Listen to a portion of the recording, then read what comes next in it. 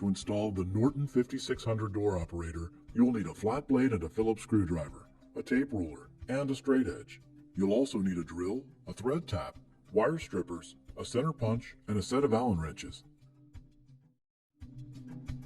First, locate the mounting holes using the center line of the hinge as a reference. Measure and mark the mounting holes as shown on the template. Note that 4 of the holes are 1 inch from the bottom of the frame, while the outside 2 are 1/4 inch higher.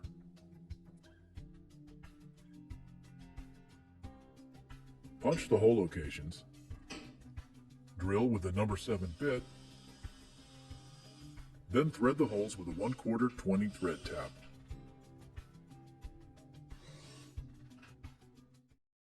Next, start the screws in the 2 center holes, leaving at least a 1/4 inch gap. Then slide the operator onto these screws. Insert and tighten all remaining screws.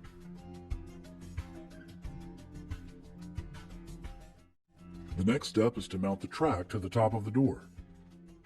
Use the measurements provided on the template. Measure from the edge of the door on the hinge side. Be sure the end cap on the track is flush with the top of the door. Drill and tap the holes for the standard screws or use wood screws. Once the screws are secure, snap on the track cover.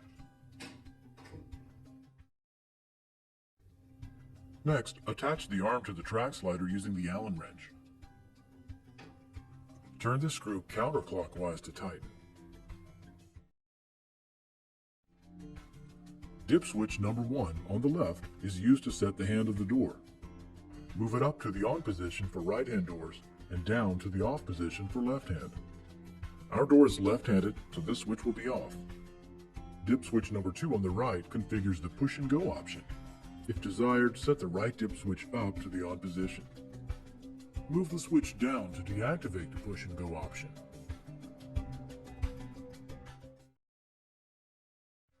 Magnets are used to signal the unit is at closed and fully open positions.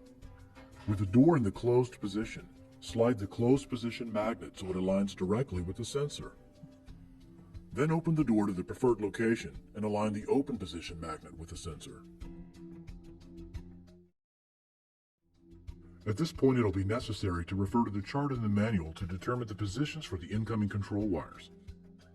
Once you've decided on the wiring choice that suits your needs, simply insert the bare end of the wire into the appropriate block and tighten the screw. Make sure to use the green grounding screw directly below the activation connection block to ground the operator. This is essential for proper operation. Now connect 120 volts AC power to the main power block located beside the circuit breaker switch. The hot and common are clearly labeled. Once you've made your connections, turn the red circuit breaker switch on. Turn the power on with the on-off switch located on the end cap and check the operation of the door.